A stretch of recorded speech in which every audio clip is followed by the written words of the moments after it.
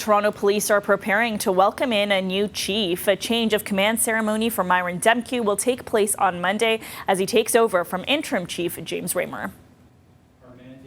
Raymer stepped in August 2020 after the departure of former chief Mark Saunders, a noteworthy period navigating the service in Toronto, which was in the grips of a fairly new pandemic.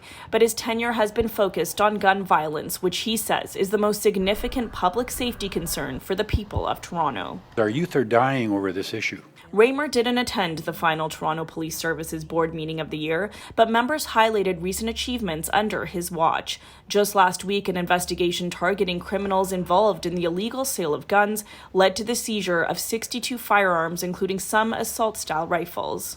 It is chilling to consider that each and every one of these guns, we allege, was destined for our streets and our neighborhoods.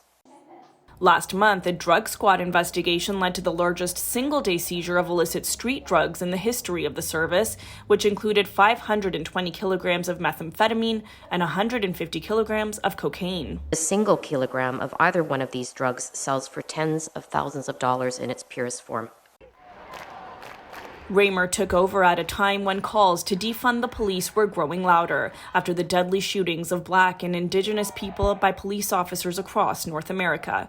He oversaw the service's more than $1 billion budget, while activists were pushing for governments to channel that money into community services that could help reduce poverty and contribute to better living conditions for residents. This summer, race-based data revealed use of force and strip searches involving officers was disproportionately affecting Black and other racialized communities in Toronto. I am sorry, and I apologize unreservedly.